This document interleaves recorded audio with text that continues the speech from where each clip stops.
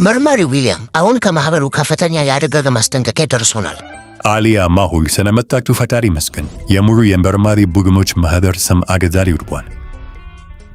አለቃ አሁን የለንደን ማዕከል ሰርቨርን አጣርቻለሁ። ይሄ የሬቨል ሌቦች ስራ መሆኑ ግልጽ ነው። የማህበሩን ከፍተኛ ጥበቃ ያለው ካዝና ሰብረው ገብተዋል።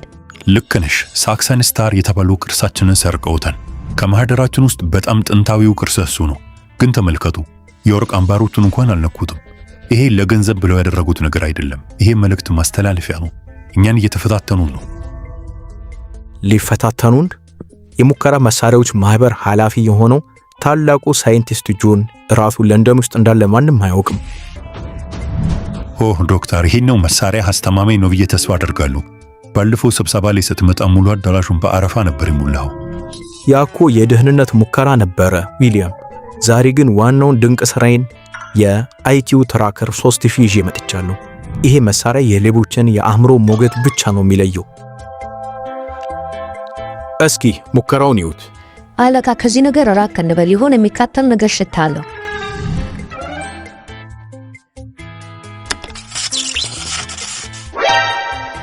ጭንቅላት አልተገኘም ይላል። ምናልባት አንተን እያነበበ ይሆን እንዴ ሳይንቲስት? መሳሪያዎቹን ለበኋላ ቆያቸው። ትክክለኛው የምርመራ ስራ የሚሰራው በአይንህና በአእምሮ ነው። ፕሮፌሽናል ሌባ ሁሌም የራሱን ፊርማ ትቶ ያርፋል። በተለይም ደግሞ የመርማሪ ቡድኖችን ለመፈታተን ሲሞክር። ምንድነው አለቃ? መልእክት ነው? እንቆቅልሽ ነው። የሬቨል ሌቦች የኛን አይኪው ሊፈትኑት እየሞከሩ ነው። የሚቃጠል ምድጃ። ይሄ ደግሞ ምን አይነት የማይረባ ነገር ነው? የማይረባ ነገር አይደለም ዊሊያም፣ ይሄ ታሪክ ነው። ይሄንን የመጀመሪያ እንቆቅልሽ እንፍታው።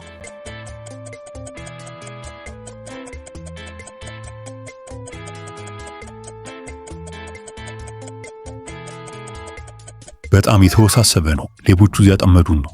አይደለም፣ የሆነ ቅደም ተከተል አለው። ቁልፍ ቃላቶችን ተመልከቱ። የዳቦ መጋገሪያ ምድጃ፣ እሳት እና የወደመች ከተማ። አወኩት። ስለ ፒዛ እያወራ መሆን አለበት። ምድጃ ያላቸው እና የተቃጠለ ፒዛ ደግሞ በእርግጠኝነት ከተማን ሊያበላሽ ይችላል። ሆድህን ሳይሆን አእምሮህን ተጠቀም።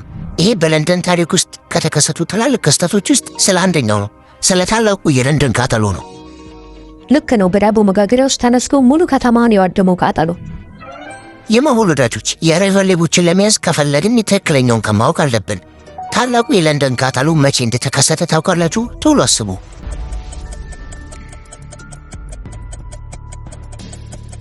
ይህ ክስተት በጣም ትልቅ ነገር ነበር። ዛሬ የምናውቃትን ለንደን እንድትፈጠር ያደረጋት ነው። ዓመተ ምህረቱ 1666 ሲሆን እሳቱ የተነሳው ደግሞ በፑዲንግ ሌን በሚገኘው የቶማስ ፋርኒ ዳቦ መጋገሪያ ውስጥ ነበረ። አዎ፣ በእርግጠኝነት ፑዲንግ ሌን ነው። እዛ ምናልባት ጣፋጭ ነገሮች ሊኖሩ ይችላሉ እንዴ? አሁን የጣፋጭ ጊዜ የለንም። የምንይዘው መጥፎ ሰው አለ። ቡድኖች፣ ወደ ፑዲንግ ሌን እንሂድ። የማሁልንና የቡድኖቹን የሚያማምሩ አዳዲስ ምስሎችን ማግኘት ከፈለጋችሁ የማሁልን አፕሊኬሽን ከቴሌግራማችን ላይ አውርዱ። ወደ ቴሌግራም በመሄድ መርማሪ ማሁል ብላችሁ ስትጽፉ የማሁልን ቻናል ታገኛላችሁ። ከዛ ፊት ለፊት ያለውን መርማሪ ማሁል የሚለውን አፕሊኬሽን ታገኛላችሁ። እሱንም በማውረድ አዳዲስ የማሁልንና የቡድኖቹን ፎቶዎች መታገኙ ይሆናል። አለቃ፣ ይሄ ቦታ እኮ የተጨናነቀ ነው። በዚህ ህዝብ ውስጥ የሬቨል ሌቦችን ማግኘት የማይቻል ነገር ነው። እስማማለሁ። ማንኛውም ሰው ሊሆን ይችላል። ደግሞ ጊዜው እየመሸብን ነው። አትጨነቁ። የኔ አይኪው ትራከር ሲግናልን እያገኘ ነው። ወደዚህ ነው መጥፎ ስሜቱ። ከዚህ ነው እየመጣ ያለው። እስኪ እዚህ ምን እንዳለ እንይ። ሌቦቹ ከመሬት በታች ናቸው። መሳሪያዬ ከመሬት በታች ያለ ቆሻሻ ስራ እያለኝ እየነገረኝ ነው። የፍሳሽ ማስወገጃ ቱቦ ውስጥ ናቸው ማለት ነው። ከመርህኑ ሳይንቲስት፣ ታዋቂ ሌቦች በቆሻሻ ጭቃ ውስጥ የሚሄዱ ይመስልሃል? አትሳቅ እንጂ ዊሊያም፣ ሳይንቲስቱ እኮ ትክክል ሊሆን ይችላል። ተመልከት፣ እዚህ ዳርና ዳሩ ላይ አዲስ ረተብ ጭቃ አለ እና እነዛን የጭረት ምልክቶች አያቸው። ይህ ክዳን በቅርቡ ተንቀሳቅሷል ማለት ነው። እና ደግሞ የለንደን የፍሳሽ ማስወገጃ ቱቦች በቀጥታ ከአሮጌዎቹ የመሬት ውስጥ መሿለኪያዎች ጋር ስለሚገናኙ ድምፅ ሳያሰሙ ለማምለጥ ምርጥ መንገድ ነው። እውነትም ቶስተሩ ይሰራል ማለት ነው። ቶስተር አይደለም፣ አይኪው ትራከር ነው አልኩህ እኮ። የምናባከነው ጊዜ የለም። ፕሮፌሰር፣ መፈንቀያውን ስጠኝ። ወደ ታች ልንወርድ ነው።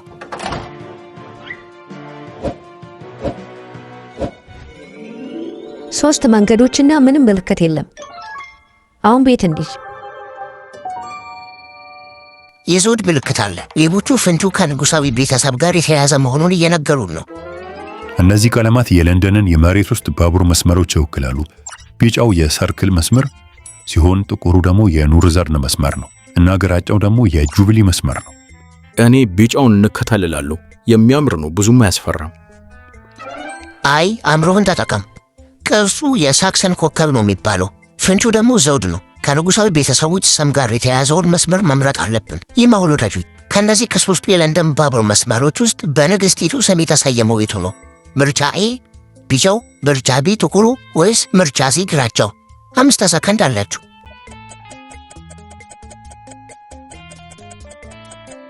መልሱ የጁብሊ መስመር ነው። ማለትም ግራጫውን መሿለኪያ እንከተላለን ማለት ነው። ትክክል። የንግሥቲቱ ጁብሊ። ቡድኖች ወደ ግራጫው መሿለኪያ እንግባ።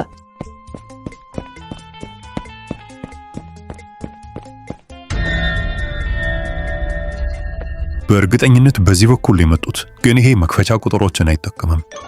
አለቃ የምልክት መቆለፊያ ነው። ቁልፎቹ ላይ የለንደን ታዋቂ ቦታ ምስል አለባቸው። ትክክለኛውን ቁልፍ መጫን አለብን፣ አለበለዚያ አላርሙ ይጮኻል። ቁልፎቹ ላይ ያለውን መፋቅና መላጥ ተመልከቱ። ፍንጩን እዚሁ መክፈቻው ላይ በዋጭረውታል። ወደ ሰማይ ተንጠራራ ይላል። ትርጉሙ ረጅሙ ማለት ነው። እኔ ቢግ ቤንን ልጫነው ነው። ስሙ ራሱ ቢግ ወይም ትልቅ ይላል እኮ። ትንሽ ታገስ።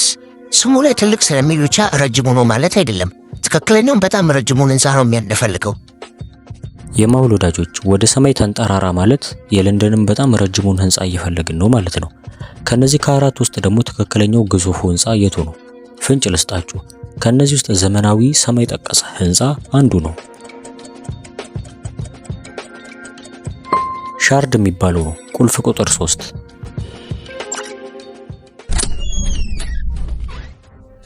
ይሄ እኮ በጣም ቀላል ገንዘብ ማግኛ ነው። እነዛ መርማሪዎች አሁንም ያንን የሚቃጠል ምድጃ ፍንጭ አፍጥጠው እያዩ ይሆናል። አለቃ፣ ይሄ ካዝና በጣም ከባድ ነው እና ደግሞ የመርማሪ ቡድኖች አስፈርተውኛል። መቼም ተሸንፈው እንደማያውቁ ሰምቻለሁ። ዘና በል ጓዴ። ለሰዓታት ያክል ስራ የሚያስፈታችሁን እንቆቅልሽ ትቼላቸዋለሁ። በቂ ጊዜ አለን። ሊዮ፣ አረ ችግር ገጥሞናል። አሁን ደግሞ ምንድነው? የዶላር ገበያ ቀነሰ እንዴ? አይደለም፣ ሴንሰሩ እንደሚያሳየኝ አሁን የጣቢያው በር ተሰብሯል። ከላይ ተመልከት። ምንድነው ደግሞ? እነማን ናቸው? እነዚህ ሰዎች ናቸው። ወዴት እየሄዳችሁ ነው? ፍጠኑ ሰውዬ፣ ሞተሩን አስነሳው። ፍጠን ፍጠን። ቻው ቻው መጥፎ ልጆች። የኔ ዳክዬ ጀልባ ዝግጁ ቢሆን ኖሮ እኩል ከተላችሁ ነበር። በሙሉ ፍጥነት እንደው ድልድዩ ከመዘጋቱ በፊት መድረስ አለብን። ጀልባችን በጣም ትልቅ ነው። ሰንጥቀን ለማለፍ ከሞከርን ይሰባበራል። ያንን ድልድይ ማስቆም አለብን። አለቃ፣ ለድልድዩ ሰራተኛ የአደጋ ጊዜ ማቆሚያ ምልክት መስጠት አለብን። ዳሽቦርዱ ላይ የፍሌር ሽጉጥ አለ። ፍጠኑ። ሳጥን ውስጥ 3 ፍሌሮች አሉ፣ አረንጓዴ፣ ነጭና ቀይ። በባህር ሕግ መሰረት የአደጋ ጊዜ ማቆሚያ ምልክት የቱ ነው? አረንጓዴው ነዋ። አረንጓዴ ማለት ሂድ ማለት ነው። እኛ ደግሞ መሄድ ስለምንፈልግ ይሄኛውን መተኮስ አለብን። ቆይ አረንጓዴውን ከተኮስኩ እኮ ሁሉም ነገር ሰላም ነው ብለው ስለሚያስቡ ድልድዩን ይዘጉታል። እኛ ማስቆም ነው የምንፈልገው። የማውል ወዳጆች፣ ይህንን ማበላሸት የለብንም። በባህር ላይ ችግር ወይም ለአደጋ ጊዜ ማቆሚያነት የሚያገለግለው የትኛው ቀለም ነው? ልክ እንደ ትራፊክ መብራት አስቡት። በ5 ሰከንድ ውስጥ ትክክለኛው ፍሌር ምረጡ።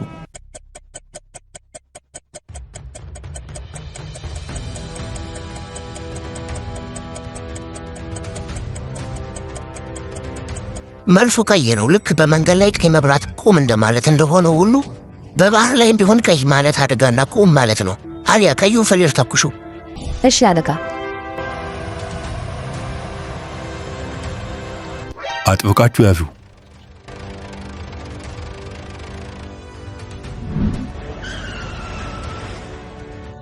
ፍጠኑ። ሄሊኮፕተሯ በ3 ደቂቃ ውስጥ ታርፋለች። ሜሪዲያን መስመሩ ላይ መገኘት አለብን። ተከተሏቸው። ከኮረብታው ላይ ወደ ያለው የሮያል ማረፊያ እያመሩ ነው። ቆዩ እንጂ ሄይ ሌቦች፣ ትንሽ ታገሱ። ለንደን ሊፍት የላትም እንዴ? እዚያ አየር እያጠረኝ ነው። በርታ እንጂ ልንደርስ እኮ ነው። ለምንድን ነው ግን ወደ ማረፊያው የሚሄዱት? እዛ እኮ መውጫ የለም፣ ዝግ ነው። እሱ ፕራይም ሜሪዲያን ነው። 0 ዲግሪ ሎንጊቲዩድ። ለሙሉ ዓለም የሰዓት መነሻ ቦታ እርሱ ነው። እንዲሁም የፓርኩ በጣም ከፍታማ ቦታ ነው። ከፍታማ ቦታ፣ ክፍት ሰማይ። ጌታ ሄሊኮፕተር አምጥተው ከሜሪዲያኑ ላይ ለማምለጥ አቅደዋል። መሬቱን ሳይለኩ ማስቆም አለብን። እናንተ ሂዱ በቃ፣ እኔ እዚህ ተቀምጬ የዓለምን ሰዓት እቆጥራለሁ። ፕሮፌሰር፣ ያ የሌባ መያዣ መሳሪያ አሁን ሊጠቅመን ይችላል። እንሂድ።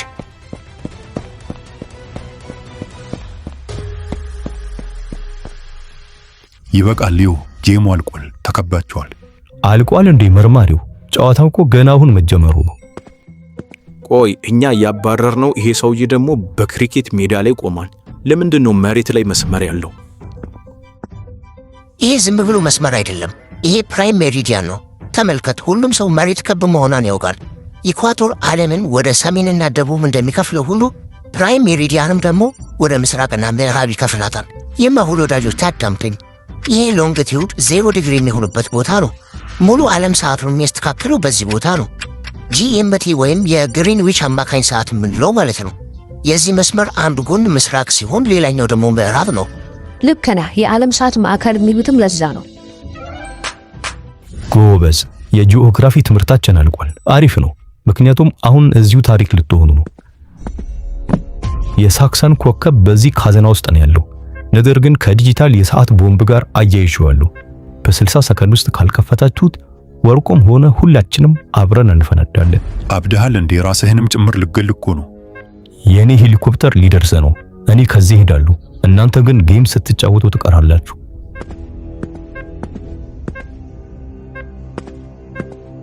45 ሰከንድ ነው የቀረን። አንዲት የተሳሳተች ቁጥር ከነካን የሳክሰን ኮከብ ወደ ዱቄት ነው የሚቀየረው። አለቃ፣ የዓለም ሰዓት መቆለፊያ ነው። ስክሪኑ የለንደንን ሰዓት ያሳያል። ነገር ግን የይለፍ ቃል የሚጠይቀው ከሌላ ሀገር ነው። የህንድ ሰዓት? ቆይ እዛ አሁን ማታ ነው ወይስ ጠዋት? ሂሳብ ራሱ ገብቶኝ አያውቅም። ዊሊያም፣ ለንደን ውስጥ ሆነህ ለምን የህንድ ሰዓት ትጠይቃለህ? ምክንያቱም ሊዮ እናንተ ህንዳዊ መርማሪዎች መሆናችሁን ስለሚያውቅ ነው። እየፈተናችሁ ነው። አትደንግጥ፣ ሎጂክ ተጠቀም። የቆምነው ፕራይም ሜሪዲያን ላይ ነው። ህንድ ከለንደን በስተ ምስራቅ ነው የምትገኘው። የማሁል ወዳጆች፣ ይሄኛው ደግሞ የእናንተ ሥራ ነው። ለንደን ላይ ቀን 6 ሰዓት ቢሆን ህንድ ላይ ስንት ሰዓት ይሆናል? ፍንጭ፣ ህንድ ከለንደን ሰዓት በ5 ሰዓት ከ30 ደቂቃ ትቀድማለች። ቶሎ ሂሳቡን ስሩ። በ6 ሰዓት ላይ 5 ሰዓት ተኩል ጀምሩ። ማለትም ከሰዓት በኋላ 11 ተኩል ማለት ነው። አሊያ ሲያፊው እሱ ተከፍቷል። ቦምቡም ከሽፏል። ለስልካችሁ ባክግራውንድ ማሳመሪያ የሚሆኑ የተወዳጁ የማሁልን ምስሎች ለማግኘትና ለማውረድ ወደ ቴሌግራም በመሄድ መርማሪ ማሁል ብላችሁ ሰርች ስታደርጉ የሚመጣላችሁ ቻናል ላይ ተለቆ ታገኙታላችሁ። ምን? ይሄንን ያህል በፍጥነት ከታችሁት? ያሳዝናል። የኔ ሄሊኮፕተር ደርሷል። በኋላ እንገናኛለን መርማሪዎች። በሚቀጥለው መልካም ዕድል ይግጠማችሁ። የመርማሪ ቡድን እኛን ሊነካን አይችልም። መተኮስ አለብኝ። አሁን ካመለጡ ለዘላለም እናጣቸዋለን። አይሆንም ጌታዬ። ፓይለቱ ከተመታኩ ሄሊኮፕተሯ ህዝቡ ላይ ልትከሰከስ ትችላለች። በጣም አደገኛ ነው። አስቁሟቸው እንጂ ገና ከሳክሰን ኮከብ ጋር እኮ ሰልፊ ፎቶ አልተነሳውም። ያ የሌባ መያዣ መሳሪያ ስፒከር አለው እንዴ? አዎ፣ ውሾችና ሌቦች ብቻ ሊሰሙት የሚችል ሱፐር ሶኒክ አላርም አለው። አሁኑኑ ድምፁን እስከ መጨረሻው ጀምሮ። ያ ድምፅ ሚዛናቸውን ያሳታቸዋል። ይሄውላችሁ የጆሮ ብላስተር ኦፕሬሽንን ጀምሬዋለሁ።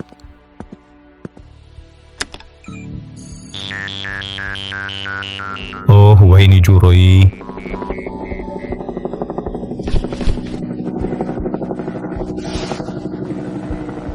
አሪፍ፣ በደንብ ሰርቷል። ድምፁም በጣም ከፍተኛ ነበረ። አያችሁ፣ ሳይንስ መቼም አያሳፈርም ብያችሁ አልነበር? ያው አንዳንዴ ትንሽ ይጮሃል እንጂ። ጌም አልቋል ሊዮ። ስበትና ፊዚክስን ማሸነፍ አትችልም። አለቃ፣ የሳክሰን ኮከብ በሰላም ተመልሷል። ሚሽናችንም ተሳክቷል። እናመሰግናለን መርማሪ ማሁልና ሳይንቲስት ጆን። ያ የጆሮ ብላስተር መሳሪያ በደንብ እንደሰራ ማመን አለብኝ። ምስጋናው ይቅር ዊሊያም። ብቻ አንድ ትንሽዬ ነገር ላሳይህ። ቆይ ምንድን ነው? ለንደን ውስጥ እስከሆንን ድረስ ግሩፕ ሰልፊ ለመነሳት ወደ ቤግ ቢን ጫፍ መውጣት እንችላለን። እይታው በጣም ደስ የሚል ነው ብለውኛል።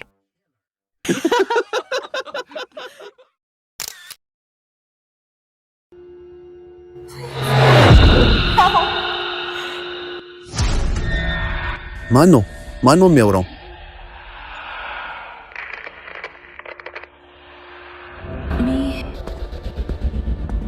ወይኔ አምላኬ ሰው እያወራ ነው። ችግሩ ምንድነው? ማታ መጥፎ ምግብ በልተህ ነበር እንዴ? እየቃዠህ እኮ ነው።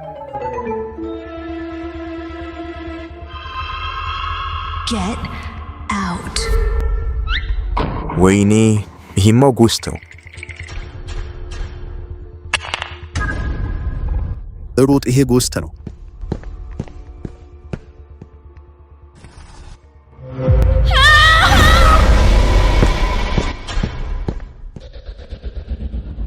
ቆይ የወርቅ ዘውዱ የት ሄደ?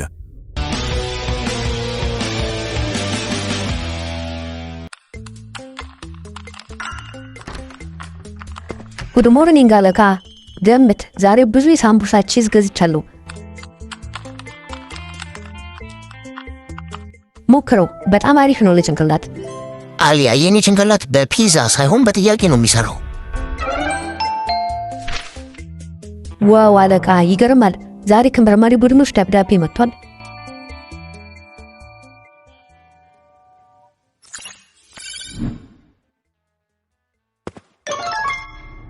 መርማሪ አለቃ፣ ትላንት ምሽት በአንድ ሙዚየም ችግር ተፈጥሯል። አንዳንድ ሰዎች ማውራት ጀምረዋል። ከዚያም የሙዚየሙ ጠባቂዎች ፈርተው ሸሽተዋል። የሚገርመው ነገር ደግሞ ውድ የሆነም የወርቅ ዘውድ ጠፍቷል። አንዳንዶች ይሄ ማጂክ ነው ሲሉ፣ አንዳንዶቹ ደግሞ ኢሉዥን ነው ይላሉ። ይህን ችግር ቶሎ መፍታት ያለብን ይመስለኛል። አለቃ፣ ስዕሎቹ እያወሩ ነው። እኔ ቤቴ ውስጥ ያሉ ስዕሎች እኮ ራሱ መፍራት ጀመርኩ። አሊያ፣ ጎስት በፍጹም አያወራም። ሰዎች እንዲያወራ ያደርጉታል እንጂ። አንድ ተራ ስዕል ማውራት ጀመረ፣ ከዛ የወርቅ ዘውድ ጠፋ። ስለዚህ ያልክ ያለው የሆነ ሰው ለመረበሽ የስዕሉን ማውራት ተጠቅሟል። የማጉል ወዳጆች፣ ባለፈው ምሽት ስዕሉ አውርቷል፣ ወርቁም ጠፍቷል እና ይሄንን ሁሉ የማን ብልጥ ሰው እንደሚያደርገው ማወቅ አለብን።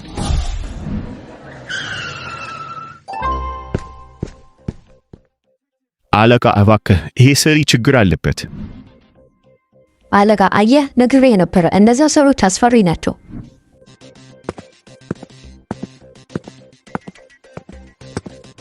ባለፈው ምሽት ይሄ ራሱ ነው የወደቀው።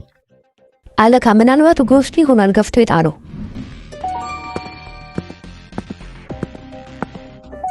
እዚህ ጋር ካሉ ስዕሎች አንዱ ችግር አለበት እና የትኛው እንደሆነ መለየት ትችላላችሁ?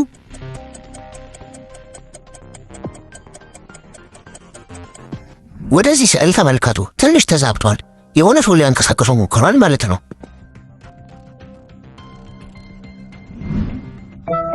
በጣም የሚገርም ነው። የሚያስፈራው እሱ ነው፣ እንዳትጠጉት። አለቃ፣ ስዕሉ ወደ አንተ እያፈጠጠ ነው። ይህማ በቃ ጎስት ነው። የማውል ወዳጆች፣ እዚህ ጋር የሚያስገርም ማስረጃ ይቻለው። ስለዚህ እናንተ ማስረጃው ምን እንደሆነ መገመት ትችላላችሁ?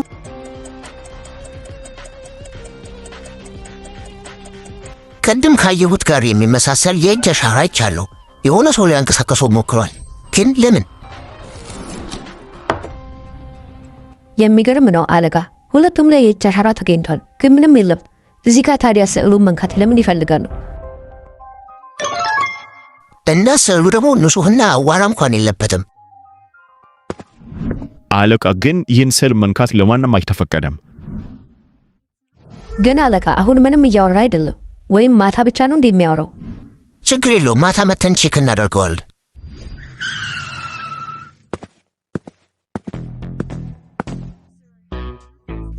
አለቃ፣ ምንም እየተፈጠረ አይደለም። ስዕሉ ሙሉ ለሙሉ ዝም ብሏል።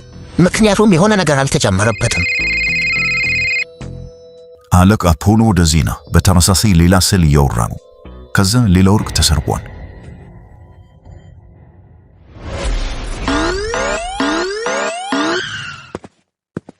አለቃ፣ ብታይ ስዕሉ እያወራ ነበር። ከዛ ውድ የሆነው ዕቃም ተሰረቀ። አለቃ፣ ይሄ ጎስት ማልቲታስክ ሞድ አለው መሰለኝ። እንሂድ ወደ ስዕሉ።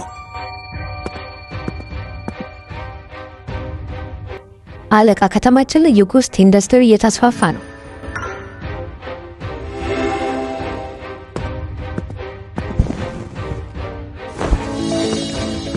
አለቃ ስዕሉን ተመልከት። ትክክለኛው የሆረር ፊልም ነው የሚመስለው።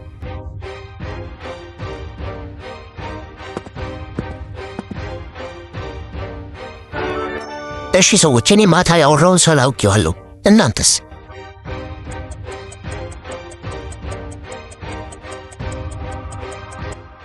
ከዚህ ስዕል አጠገብ ተመሳሳይ የእጅ አሻራ አይቻለሁ። ይህ ስዕል ነበር እንዲያወራው? አዎ አለቃ፣ በትክክል። እንዴት አወቅ? Iron needs plastic. Mijo, sir, fantastic. ይህን ኬዝ ወደ መፍታት እየሄድኩኝ ነው። ስለዚህ አሊያ፣ ይሄ የኔ ጥበብ ነው። ሌባው ጨዋታ እየተጫወተ እንደሆነ ያስባል፣ ግን የሚጫወትበት ሜዳ የኔ ነው። ስለዚህ ላስረዳሽ። ከመሰረቁ በፊት ምሽት ላይ ሌባው ስዕሉን ካወረደ በኋላ መጀመሪያ ትክክለኛውን ስዕል ያወጣል። ከዛ ስዕሉን በሚመስል ሌላ ፌክ ስዕል ይቀይረዋል። ሙሉ ለሙሉ ተመሳሳይ ነበረ። ተመሳሳይ ከለር፣ ተመሳሳይ ሳይዝ፣ ግን ሚስጥሩ የተደበቀው ፍሬም ውስጥ ነው። ትንሽዬ ስፒከር፣ የሚበራ ላይት ከትንሽዬ ሞተር ጋር ይጠቀማል። ይህ ስዕሉን የሚያንቀሳቀስ ለማስመሰል በቂ ነው። ከዛ ሪሞቱን ሲጠቀሙ ድምፁ ከስዕሉ መምጣት ይጀምራል። ከዛ ያሉት መብራቶች መንቀጥቀጥ ይጀምራሉ። ጠባቂዎቹም ይህንን ሲያዩ ጎስት ምስሎቹ እየጮሁ ይሮጣሉ። ከዛ ለሌባው ጥሩ አጋጣሚ ይሆንለታል።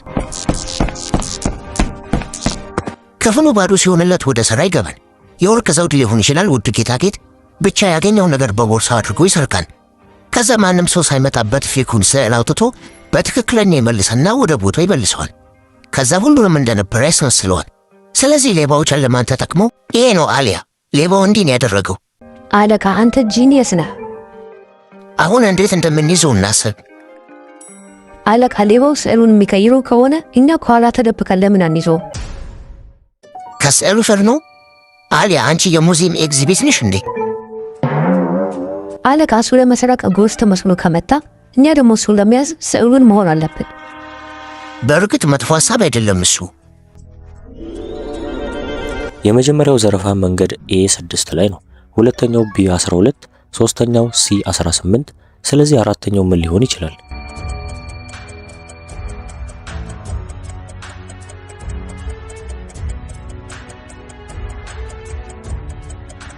አለቃ የምስለኛን ቁጥሩ 6 እየጨመረ ነው ሄደው። ስለዚህ ቀጣዩ ዘረፋ D24 ላይ ነው። ራሱ ነው። በቃ አሊያ ያልሽው ቦታ እንሂድ።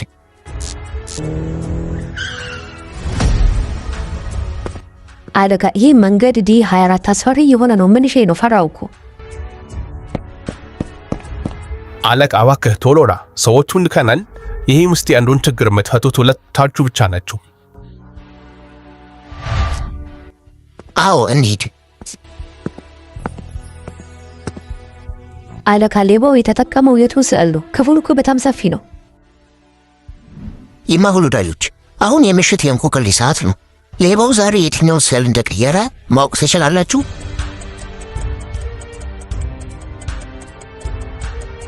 ይህ ስዕል ያለው ከዳይመንዱ አጠገብ ነው። ስለዚህ ሌባው ሰው ሊያስፈራራ የሚችለው በዚህ ነው ማለት ነው። ነይ አሊያ፣ ይሄ ነው። አለቃ እሱ ጋር የሚመቻ አይመስለኝም። እኔ አይደለሁም፣ ለአንቺ ነው የሚመቸው አሊያ። የሰራሹ ዮጋ ዛሬ ስራ ላይ መዋል አለበት። አዎ እስናክ መያዝም አይቻልም። ወይኔ ጉዴ!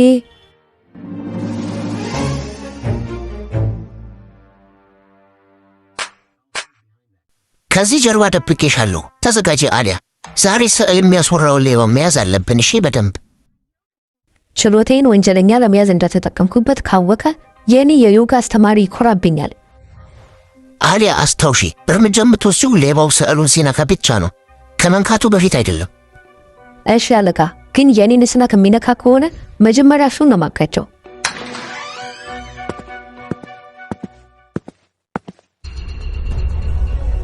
አለቃ የሚሳካልን ግን አይመስለኝም። ዘና በይ። ልክ እኔ ስዕሉ እንደቀየርኩት ሪሞቱን ተነካዋለህ። በውስጡ ያወራል፣ ጠባቂዎች ይወጣሉ፣ እኛ ደግሞ ዳይመንዱን እንሰርቃለን። እሺ አለቃ። የማሁል ወዳጆች፣ አሁን የማጥቃት ሰዓት ነው። አለቃ ፊትህ በድንች የተመታ ይመስላል። አብዛኛው ጊዜ ማስረጃ ሳገኝ ሳምቡሳ መወርወር እወዳለሁ። ዛሬ ጀግና ሆኛለሁ። አሁን የጉስት ሰዓት አብቅቷል። የእስር ቤት ጊዜ ነው ያለው።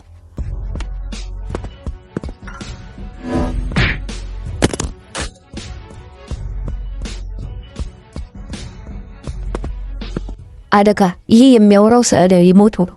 አለቃ እቅዳችን ከሽፏል እኮ። ከዛ ሌባው ወደ አሊያ ሮጠ። ይሄንን ያስመርጥ ነው።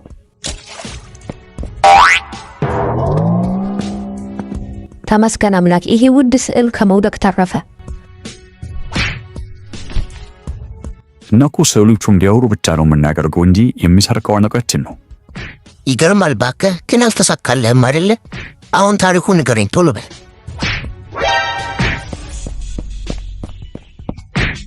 ፊዚክስ አንዳንድ ወደ ላይ ዘለሉ ስራ ስትሰሩ ይላል።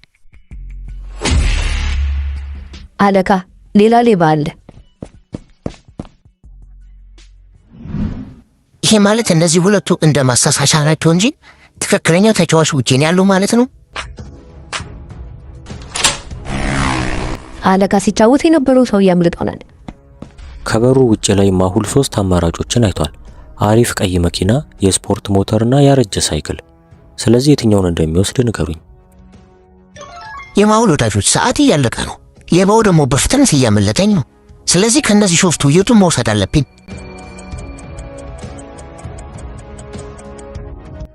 ወደ መኪናው ተመልከቱ። ጎማው የተበላሸ ነው። ሞተሩ ላይ ደግሞ ቁልፍና ሄልሜት አለ። ሳይክሉም ቢሆን ሰንሰለቱ ተበላሽቷል። የስፖርት ሞተሩ ወስዳለሁ።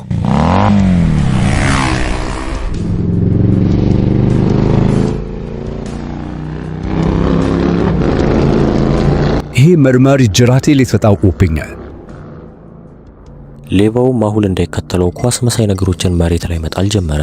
ኳሶቹ መሬት ላይ መንጠር ጀመሩ። ማሁሉም በጎማዎቹ ኳሱን እንዳይወጣበት በቀስታ ፍሪሲዮንና ፍሬም በመያዝ ጀመረ። ከዛ ሞተሩ ቀጥ ብሎ መሄድ ቻለ።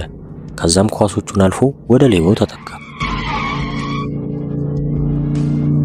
ወጥመድ ብታደርግብኝም እኔ ግን በቀላሉ ምሸነፍ አይደለሁም። ዋው ብሮ ተላልካት። ምንድነው መንገዱ ላይ ያለው? መንገዱ በ3 መንገዶች የተከፈለ ነው። በግራ በኩል ያለው መንገድ ወደ ከተማው ትልቅ ገበያ የሚወስድ ሲሆን ፖሊሶቹም አሉ። መሃል ላይ ያለው ቀጥተኛ መንገድ ደግሞ የጠበቃ ካሜራና ተቆጣጣሪዎች አሉ። በቀኝ በኩል ደግሞ ያለው ያረጀ ድልድይና ትናንሽ መብራቶች አሉበት። የማሁል ወዳጆች፣ ሌባው የቱን መንገድ ይመርጣል?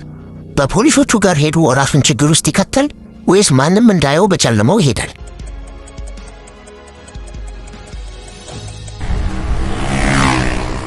በትክክል ሌባው ጨለማውን የመረጠው።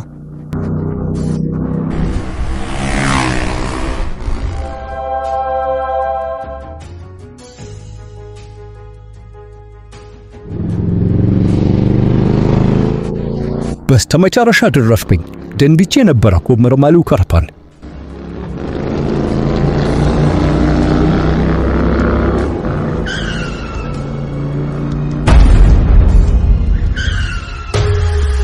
ቆይ እንዴት አንተ? አዎ ካንተ አንድ እርምጃ ሄጃለሁ። ከመለስ አለበለዚያ ውሃ ውስጥ ዘልዬ ገባን ነው። ግን መጀመሪያ ከዛ ድልድይ ስር ውሃ መኖር እንዳለመኖሩን ቼክ አድርግ እሺ። ወይኔ ባዶ ነው።